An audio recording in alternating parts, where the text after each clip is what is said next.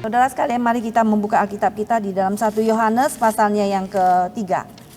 1 Yohanes pasal 3 ayat 11 sampai 18. Biarlah waktu-waktu ini kita konsentrasikan hati dan pikiran kita untuk mendengar firman Tuhan saja ya. Saat ini kita melihat 1 Yohanes 3 ayat 11 sampai 18.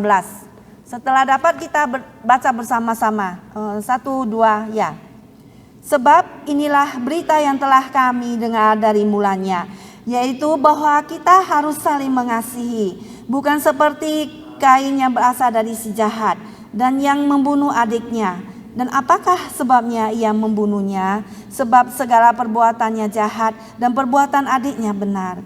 Janganlah kamu heran saudara-saudara apabila dunia membenci kamu. Kita tahu bahwa kita sudah berpindah dari dalam maut ke dalam hidup, yaitu karena kita mengasihi saudara kita. Barang siapa tidak mengasihi, ia tetap di dalam maut. Setiap orang yang membenci saudaranya adalah seorang pembunuh manusia. Dan kamu tahu bahwa tidak ada seorang pembunuh yang tetap memiliki hidup yang kekal di dalam dirinya. Demikianlah kita ketahui kasih Kristus, yaitu bahwa ia telah menyerahkan nyawanya untuk kita.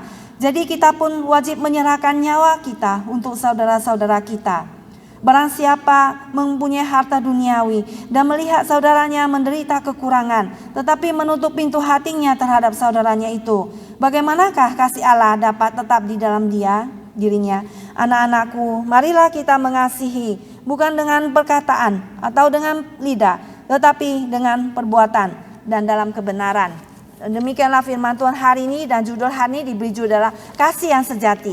Nah, saudara sekalian, kita semua sangat senang kalau kita dikasih orang lain. Dan kita ingat-ingat sewaktu kita kecil, kita disayangi oleh orang tua kita, oleh papa mama kita. Dan kita di pangkuan mereka, dan kita dikasihinya sewaktu kita sakit. Mama kita menjaga kita, memberi kita obat dan membasuh kita ya, memandikan kita. Demikianlah kita senang melihat kepada kasih itu.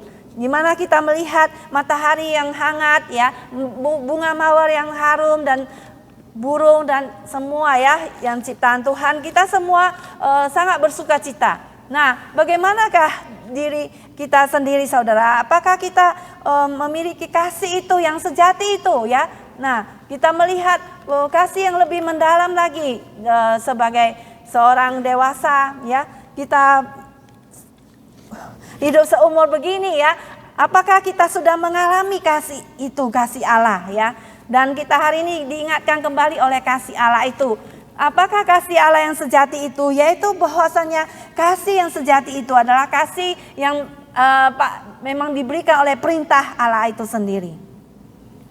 Kasih yang sejati itu adalah perintah daripada Tuhan sendiri. Ya, di dalam ayat 11 kita melihat sebab inilah berita yang telah kami dengar dari mulanya, yaitu bahwa kita harus saling mengasihi. Yaitu bahwa Yohanes yang adalah murid Tuhan Yesus, dia dengar sendiri dari mulut Tuhan Yesus, hendaklah kamu saling mengasihi. Sama seperti aku telah mengasihi kamu, demikianlah kamu juga harus saling mengasihi.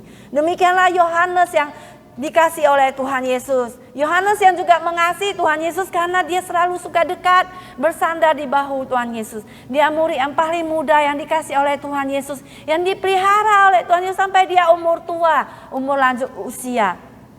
Dan sehingga Tuhan memberikan wahyu khususnya kepada dia di Pulau Patmos. Bagaimana dunia ini akan berakhir. Inilah murid Tuhan Yesus, yaitu Yohanes sendiri, berbicara sampai hari ini kepada kita bahwa perintah saling mengasihi itu ada berasal dari perintah Tuhan Yesus sendiri. Jadi pada mulanya itu kunci daripada kekristenan adalah kasih. Dia berada di jantung daripada berita Kristen, yaitu kasih itu. Saudara sekalian, bagaimana kita bisa mengetahui kasih daripada Tuhan? Yohanes pada waktu dia tua, dia memikirkan kembali ya. Waktu dia menulis 1 Yohanes ini, memikirkan kembali akan kasih Allah. Dia disebut rasul kasih. Ya, karena dia sendiri berada di bawah kasih kayu salib Tuhan Yesus. Dia sendiri murid itu, sendiri yang kembali. Semua pada lari pada waktu itu. Ya, tidak ada satu murid pun yang tinggal.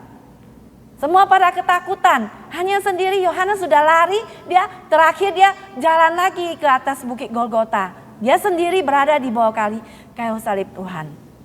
Dan dia sendiri melihat bagaimana Yesus itu disalibkan di kayu salib. Ya, kalau kita melihat bagaimana kasih Allah kepada kita. Yaitu Yesus itu mengalirkan darahnya bagi kita. Dia menjulurkan tangannya itu dipaku untuk kita.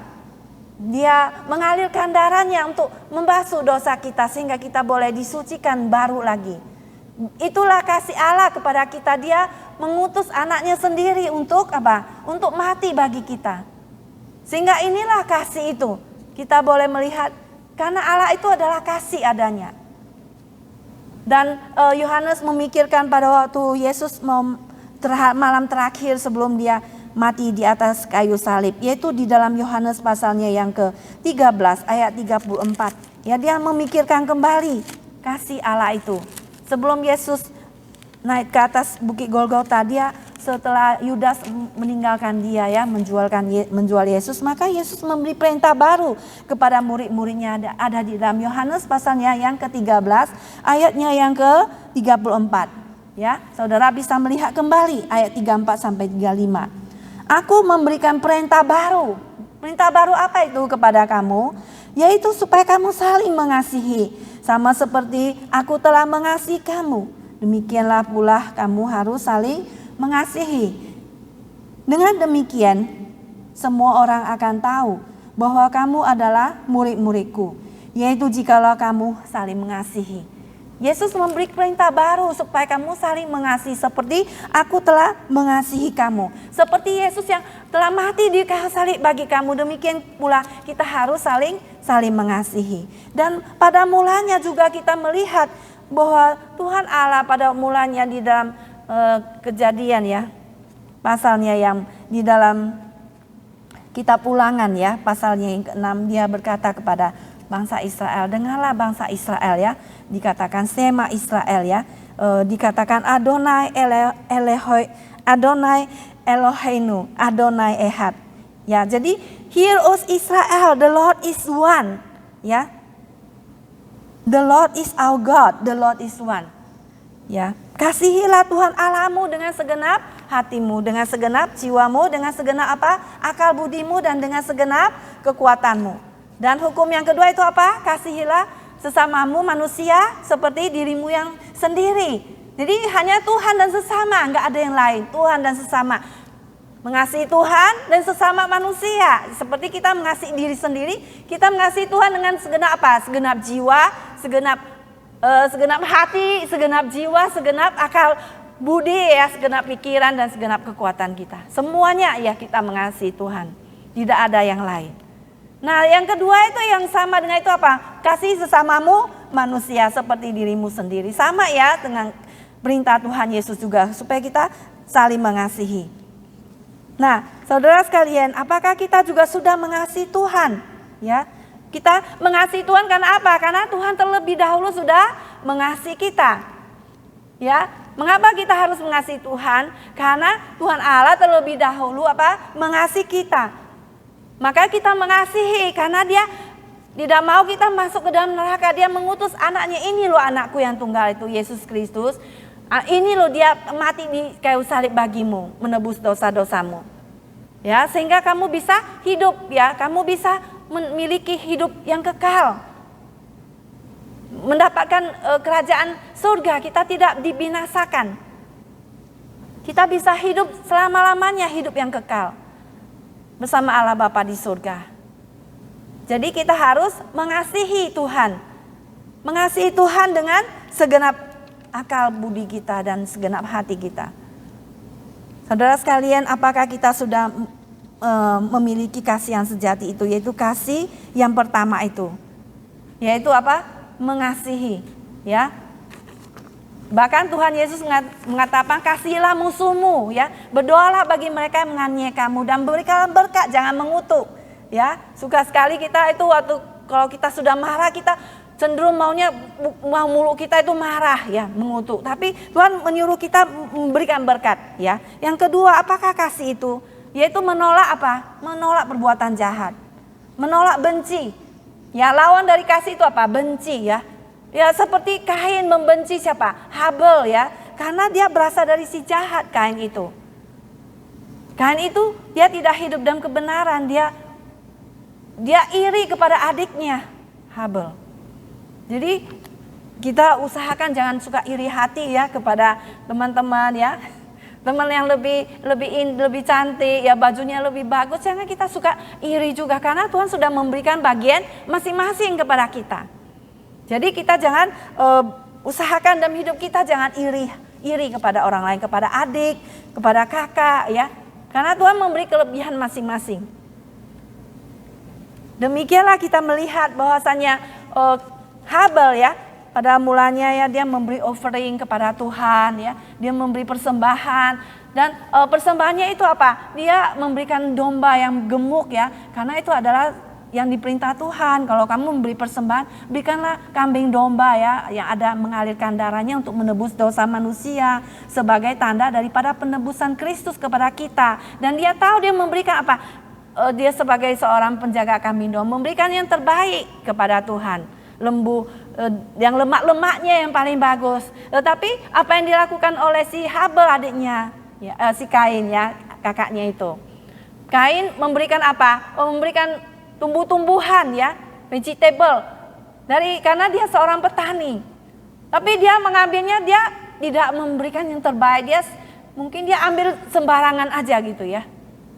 Ataupun dia tidak tahu perintah Tuhan, dia mengambil bagian daripada tumbuhannya diberikan kepada Tuhan. Dan persembahan daripada Kain itu tidak diindahkan oleh Tuhan, tapi persembahan daripada si Habel diindahkan oleh Tuhan. Tuhan terima persembahannya. Persembahan Kain tidak diterima. Maka apa yang terjadi? Si Kain menjadi marah karena Tuhan lebih sayang kepada Habel, lebih diberkati. Ya kan?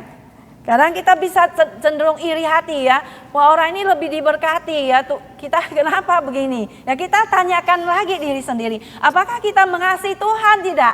Ya, mau lebih disayang Tuhan, kita harus mengasihi Tuhan juga, lebih diberkati oleh Tuhan. Ya, jadi kita harus koreksi diri lagi, tapi tidak si Kain jadi muram ya, jadi masem mukanya itu. Udah Tuhan itu sudah ingatkan kepada dia, kenapa kamu marah ya Kain ya? Kalau kamu berbuat baik, kenapa persembahanmu nggak diterima? Tapi kalau kamu berbuat jahat, itu dosa itu udah mengintip di depan pintu. Kalau kamu tidak menaklukkannya, ya dosa itu akan menaklukkan kamu. Dosa sudah mengintip. Jadi di sini dosa itu seperti manusia, seperti yang hidup itu bisa mengancam hidup kita itu, ya. Dalam kemarahan kita harus apa? Ya Tuhan berkata jangan kita harus berhenti amarah kita ya sebelum matahari itu turun. Jadi kita harus pay attention ya, sikap kita hati-hati ya, karena kalau ada kemarahan hubungan kita dengan Tuhan jadi rusak ya kan. Jadi kita harus memperbaiki sikap kita. Kalau ada kesalahan kita dengan suami, kita minta maaf ya. Kalau ada kesalahan kita, kata kita yang kasar kepada istri, kita harus apa? Harus minta maaf. Ya supaya apa? Tidak ada kejanggalan dalam hati. Mau bikin apa-apa, nggak enak hati kita ini ya. Satu hari itu menjadi tidak enak ya, jadi kayaknya musuh-musuhan. Tapi kita harus apa? Tuhan mengajar kita supaya kita minta maaf satu dengan lain. Maaf ya, kalau nggak maaf apa hati kita menjadi tidak legowo katanya ya bahasa Jawa. Tidak senang, kita jadi ada sesuatu yang menjanggal di hati kita. Jadi kita kalau ada sesuatu dengan teman kita pergi. Ya Tuhan berkata sebelum memberikan persembahan pada Tuhan, pergi dulu berdamai dengan temanmu itu. Minta maaf dulu kalau ada kesalahan ya. Jangan kita menjadi apa? Tinggi hati ya. Gimana saya nggak salah kok. Ya ngapain saya minta maaf kan. Tapi kita sebagai anak Tuhan meski nggak salah kita minta maaf itu tidak apa-apa. Karena apa? Mungkin Tuhan akan memakai itu sebagai alat untuk menjadi penghubung ya antara kita dengan yang orang itu supaya mereka itu bersahabat kembali dengan kita. Nah, jangan kita saya lebih tua ya kan, saya ini. Jadi kita mengatakan maaf itu kita menjadi apa? Kita menjadi tidak mau karena kita merasa wah saya ini lebih tua ini. Orang itu lebih muda. Ya. Saudara sekalian, kalau orang yang rohaninya lebih tinggi, dia duluan nyapa. Yang menyapa, ya nyopo gitu. Ini nggak nyopo duluan, tapi kita harus sapa dulu. Kalau siapa yang nggak lihat matanya, ya dia nggak bisa nyapa. Siapa yang lihat dulu, kita sapa dulu ya. Tapi ada yang jangan pura-pura nggak lihat. Jadi kita harus apa? Menyapa orang yang kita lihat ya, mungkin nggak senang atau apa, tapi kita harus sapa dulu. Itu rohani yang lebih tinggi ya. Jadi anak Tuhan itu kita harus rohaninya lebih tinggi, kita sapa dulu orang tersebut. Jadi jangan kita menjadi gengsi ya saudara sekalian. Jadi di sini persembahan Habel itu tidak, persembahan Kain tidak diterima oleh Tuhan. Tapi dia bermuka muram ya kan. Jadi dia ajak adiknya itu pergi ke ladang. Lalu adiknya itu dipukul oleh sama si Kain itu. Apa yang terjadi? Dipukul. Mati Habel itu. Ya adiknya yang baik itu mati, itu pembunuhan pertama. Begitu langsung dosa itu langsung masuk ke dunia ini pada waktu itu. Dosa itu langsung masuk ya kan pada keturunannya itu. Lalu apa yang terjadi? Darah Habel itu teriak ya kepada Tuhan nih, mengadu pada Tuhan. Tuhan nih lu, Kain tuh abang saya membunuh saya. Kalau kita ada terjadi kesalahan, hati-hati, Tuhan akan menuntut balas kepada kita. Ya kan, terhadap abang kita, adik kita, siapapun orang itu nanti Tuhan yang akan membalas. Jadi jangan pikir gak ada penghukuman dari Tuhan. Ada ya penghukuman dari Tuhan terhadap kita yang berbuat salah. Lalu Tuhan membela ya si Habel ini. Ya Tuhan berkata kepada Kain, Kain di mana adikmu? Kain bilang, saya apakah penjaga adikku? Ya sudah ditanya tanggung jawab, dia gak mau mengaku ya kan. Tapi Tuhan tahu apa yang diperbuat oleh si Kain ini. Lalu apa yang terjadi? Kain tidak diizinkan lagi tinggal oleh Tuhan. Kamu harus diusir dari tanah tempat kamu ini membunuh adikmu. Kamu tidak bisa menghasilkan tanam-tanaman di sini, nggak memberi hasil padamu. Kamu harus diusir menjadi seorang yang berkelana kemana-mana. Dan kemudian Kain berkata, nanti orang ketemu aku akan membunuh saya. Tuhan berkata, oh kalau gitu saya memberikan tanda padamu. Orang yang ketemumu tidak akan membunuhmu, tapi kamu akan menjadi seorang pelarian ya. Dia tidak dihalau, diusir keluar daripada tanah itu. Dia tidak mendapatkan berkat. Jadi dia akan bersembunyi dari hadapan Tuhan. Jadi dia dihalau menjadi seorang pelarian dan pengembara di bumi. Nah saudara sekalian, kita mau kan diberkati oleh Tuhan, maka kita harus apa? Mengasihi, membenci apa? Membenci-benci ya, menolak benci ya, mengatakan tidak ya. Jadi kita harus mengasihi meskipun orangnya sudah tua misalnya ya kan.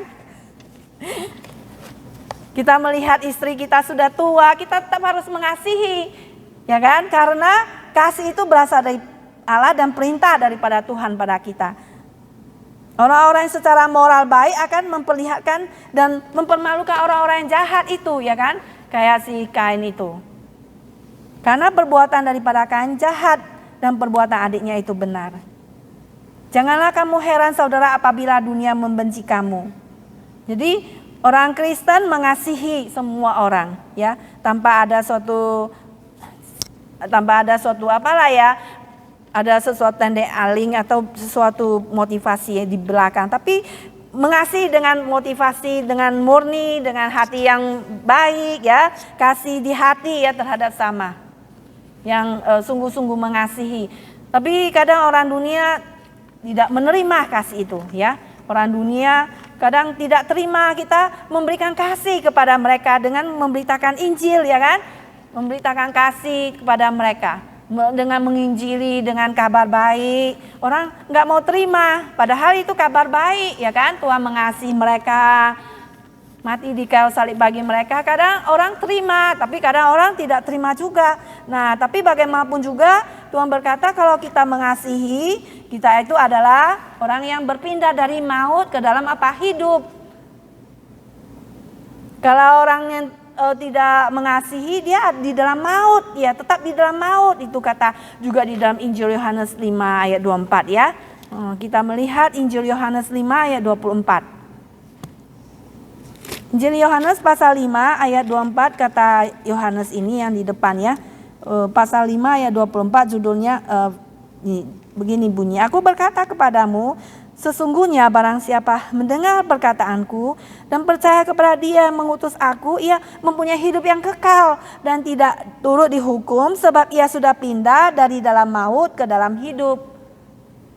Jadi yang percaya kepada Tuhan, dia sudah pindah dari dalam maut ke dalam hidup. Dan kalau kita sudah percaya pada Tuhan, kita tidak membenci ya, karena benci itu adalah dosa. Benci bisa membuat kita sesuatu pembunuhan ya, kata Yohanes tadi. Kita melihat ya. Ayatnya yang ke-15, setiap orang yang membenci saudaranya adalah seorang pembunuh manusia. Dan kamu tahu bahwa tidak ada seorang pembunuh yang tetap memiliki hidup yang kekal di dalam dirinya. Jadi kalau kita sudah membenci, kita bisa masuk menjerumus ke dalam pembunuhan seperti kejadian dari Kain itu.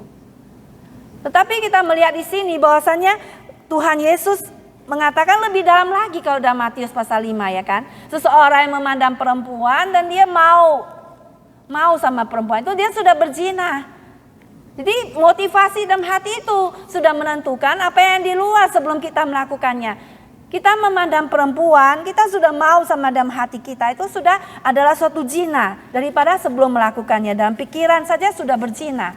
Dan juga seseorang yang membenci seseorang atau marah-marah mengatakan, oh ini kafir loh ya. Atau kamu ini ya marah sama orang itu tolol atau apa ya. Dia itu katanya dia sudah masuk kepada pelanggaran hukum. Dia harus dimasuk pada mahkamah agama. Seseorang yang mengatakan kata yang mengandung kemarahan melanggar hukum. Nah, kita melihat ya bahwasanya di dalam Matius 5 kembali ya. Matius 5 ayat 21 sampai 22 saya akan bacakan untuk kita semua. Matius pasal 5 ayat 21 sampai 22. Kamu telah mendengar, ayat 21, kamu telah mendengar firman yang difirmankan pada nenek moyang kita, jangan membunuh, siapa yang membunuh harus dihukum. Tapi aku berkata kepadamu, setiap orang yang marah terhadap saudaranya harus dihukum. Siapa yang berkata kepada saudaranya kafir harus dihadapkan ke mahkamah agama. Dan siapa yang berkata jahil harus diserahkan ke dalam neraka yang menyala-nyala. Jadi ini mengerikan bukan? Dikatakan jahil begini aja dia sudah harus dimasukkan ke dalam neraka yang menyala-nyala. Dengan melihat contoh-contoh ini, Yohanes menerobos ke akar-akar yang dalam, yaitu bahwasanya tendensius manusia, kebencian manusia itu masuk kepada suatu inti pembunuhan. Tadi saya katakan, dan tidak ada seorang pembunuh yang tetap memiliki hidup yang kekal di dalam dirinya.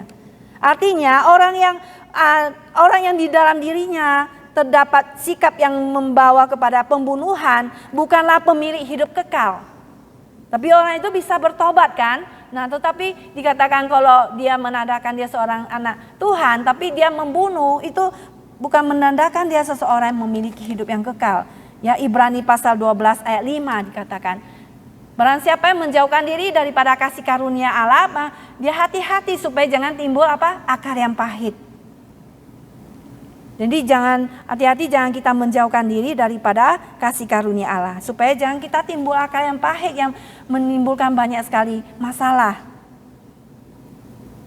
Nah, saudara sekalian, kita melihat di sini bahwa anugerah Tuhan yang kita bagikan pada orang lain, Injil itu ya harus kita sebarkan kepada mereka. Ya, supaya kita tidak ada kebencian, tapi kita ada kasih. Karena Tuhan Yesus mengajarkan kasihilah musuhmu dan berdoa bagi mereka yang menganiaya kamu. Tapi kamu harus memberi berkat, jangan mengutuk ya. Kemudian yang ketiga saudara sekalian, apakah kasih yang sejati itu? Kasih yang sejati adalah kasih yang praktis, yang memberi, ya, yang memberi, yang berkorban seperti Tuhan Yesus dikatakannya ayat 16 ya. Demikianlah kita ketahui kasih Kristus, yaitu bahwa Ia telah menyerahkan nyawanya untuk kita. Jadi kita pun wajib menyerahkan nyawa kita untuk saudara-saudara kita. Kita dapat ketahui kasih dalam arti khusus Kristen. Hanyalah karena kita melihatnya di mana? Golgota ya. Kasih di Golgota di mana Yesus telah menyerahkan nyawanya untuk kita. Jadi karena Kristus itu telah menjadi teladan ya bagi orang percaya, teladan bagi kita semua sepanjang abad, di mana Yesus itu mati bagi kita semuanya. Ya, nggak adalah kasih yang lain yang lebih besar lagi. Yesus mati demikian rupa bagi manusia, maka giliran orang Kristen itu adalah apa? Wajib juga kita menyerahkan nyawa kita untuk saudara-saudara kita. Inilah kualitas kasih yang selalu dituntut dari orang Kristen. Bukan pasif ya kan? Bukan kita terima aja, tapi kita memberi, bukan pasif, berpangku tangan. Tapi kita belajar melayani sesama kita ya.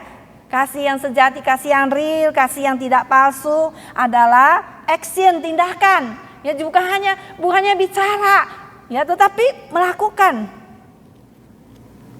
Bukan perasaan ya.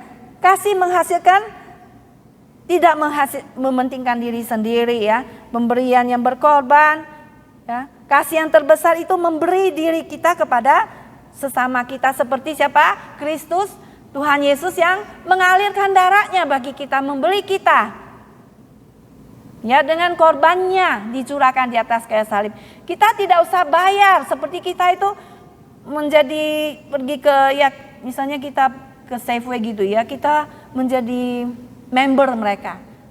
Tidak usah bayar menjadi member, kita jadi anggota kerajaan Allah, nggak usah bayar, tapi sudah dibayar dengan harga yang mahal oleh Tuhan Yesus. Seseorang telah membayarnya, kita hanya terima aja pemberian ini dengan cuma-cuma. Di mana Yesus telah menyelamatkan kita dengan kasih-Nya. Jadi kita itu menerima aja kasih Tuhan itu ya. Dengan selalu hidup positif, dengan selalu memberi ya. Memberi kepada orang yang membutuhkannya. Saudara sekalian, bagaimana kita juga bisa memberi diri kita kepada orang lain? Kita juga bisa dengan melayani ya orang lain tanpa menuntut kembali, dengan bayaran kembali, imbalan jasa. Saya udah nolong kamu, kamu harus tolong aku kembali gitu. Ya bukan seperti itu mengharapkan imbalan jasa, tapi kita memberi tanpa menuntut untuk dibayar kembali, tapi kita memberi dengan rela hati. Yesus berkata, barang siapa mengikut aku ya harus apa? Menyangkal dirinya, memikul salibnya setiap hari dan mengikut aku. Jadi pada waktu kita disakiti orang lain, sepertinya kita katakan, ya diomeli suami, kita sakit hati ya kan? Kita pikir terus, tapi bagaimana kalau kita mati? Terasa ya, mati terhadap diri sendiri. Saya udah mati. Saya udah mati terhadap dosa. Mati itu artinya kita sudah nggak ada perasaan. Meskipun orang lain menyakiti kita, perasaan kita sudah nggak ada lagi ya. Anggap aja sepi. Pura-pura nggak dengar begitu ya. Jangan kita simpan di dalam hati terus kita pikirkan terus sepanjang hari, sepanjang malam nggak bisa tidur. Jadi stres ya kan. Tapi kita harus apa? Kita harus belajar itu mati. Ya kalau kita orang sotoh udah mati, bisa nggak dia dipukul di alias, kamu kok pukul aku? Orang mati dipukul dia nggak bisa lagi ya kan bereaksi. Jadi kita harus mati terhadap omelan orang lain. Ya kita harus mati rasa. Tetapi kita itu harus hidup bagi Tuhan. Karena Tuhan telah mati bagi kita, kita hidup bagi Tuhan. Ya seperti Rasul Paulus, Tuhan kau mati bagiku ya, sekarang aku hidup bagimu. Jadi kita menjadi hamba Tuhan, kita melayani Tuhan. Jadi saudara sekalian, Yesus mengajar prinsip yang sama di dalam Yohanes 15 ayat 13. Tidak ada kasih yang lebih besar daripada kasih seorang yang memberikan nyawanya untuk sahabat-sahabatnya. Tidak ada lagi kasih yang lebih besar. Mau gak kita mati sama teman kita? Gak ada ya pada zaman ini ya. Jadi barang siapa mempunyai harta duniawi dan melihat saudaranya menderita kekurangan, tetapi menutup pintu hatinya terhadap saudaranya itu, bagaimanakah kasih Allah dapat tetap di dalam dirinya? Anak-anakku, marilah kita mengasihi bukan dengan perkataan atau dengan lidah, tetapi dengan perbuatan dan dalam kebenaran. Jadi ayat ini memberikan contoh bagaimana kita menyerahkan nyawa kita untuk saudara-saudara kita. Yaitu dengan apa? Membantu ya orang lain yang membutuhkan. Jadi ini juga tertulis similar ya dalam Yakobus ya. Kita melihat Yakobus 2 ayat 14. Yakobus pasal 2 ayat 14.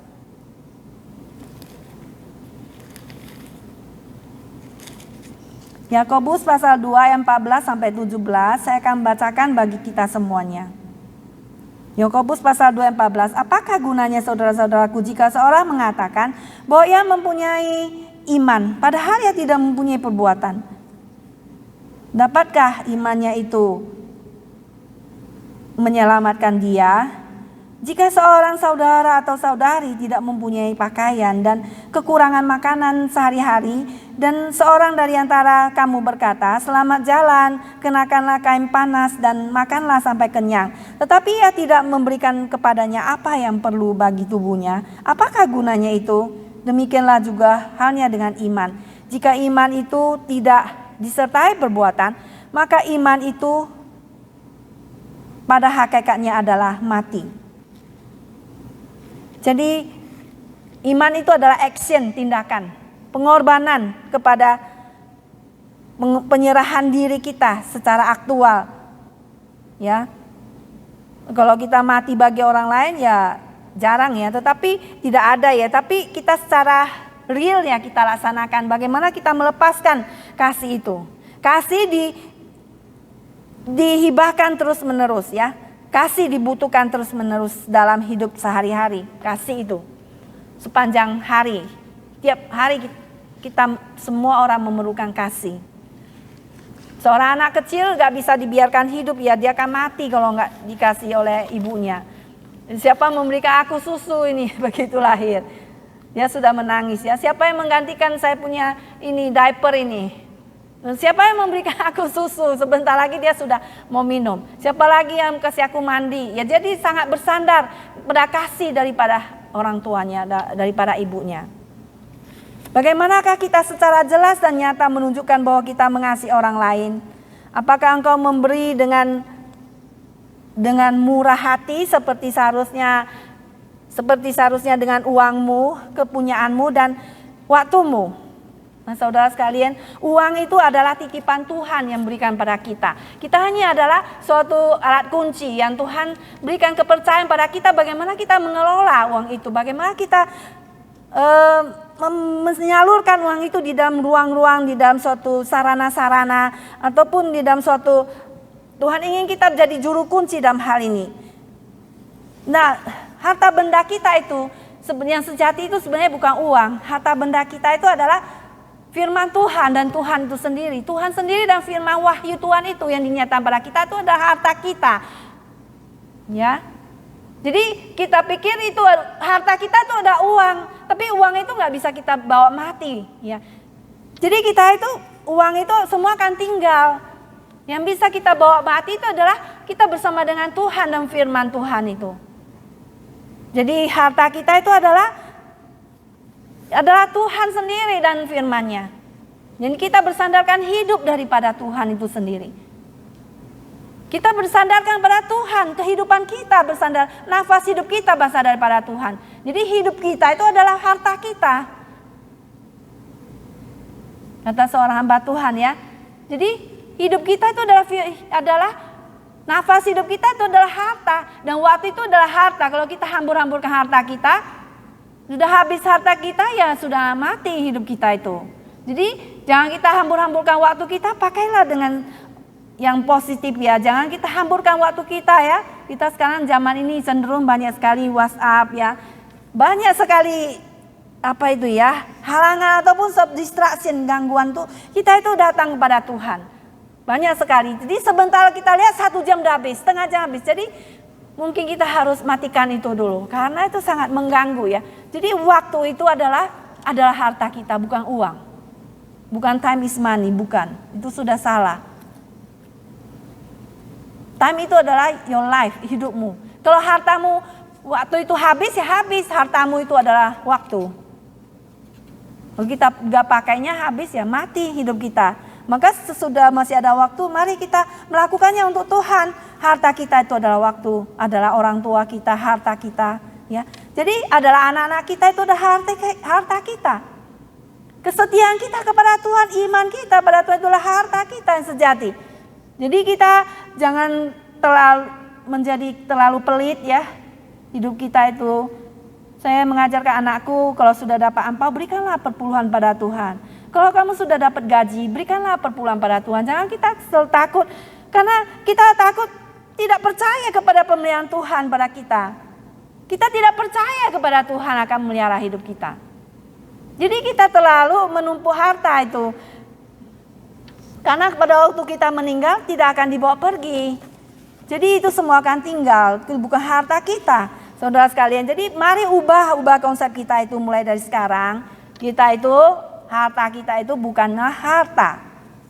Itu adalah yang secondary. Ya, manusia hidup bukan daripada roti, tapi daripada firman Tuhan. Tidak makan, tidak apa-apa, yang penting ada firman Tuhan. Yang menjadi makanan kita di dalam rohani kita, di dalam soul kita. Saudara sekalian, apakah kita mengasihi Tuhan, saudara sekalian? Seperti yang dikatakan di sini, mengasihi itu adalah dengan memberi. Jadi mengasihi itu sama dengan uang itu, dengan kocek kita, dengan kantong kita, dengan wallet kita, dengan kita punya apa itu? Kita punya wallet. Ya, itu sama itu. Jadi kalau kita bilang kita mengasihi Tuhan, tapi kalau kita pemberian kita kepada Tuhan bagaimana? Itu sama dengan kita bagaimana kita menghabiskan ya, bukan menghabiskan. Bagaimana kita itu mempersembahkan kepada Tuhan dengan cara melihat kacamata Tuhan sendiri ya.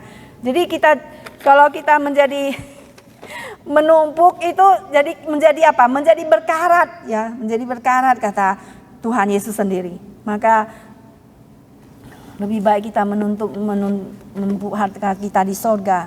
Karena di bumi itu karat itu merusak dan pencuri datang mencuri harta kita. Pada waktu kita tidak ada di rumah. Nah saudara sekalian, marilah kita itu memupuk harta yang kekal di kerajaan sorga. Ya.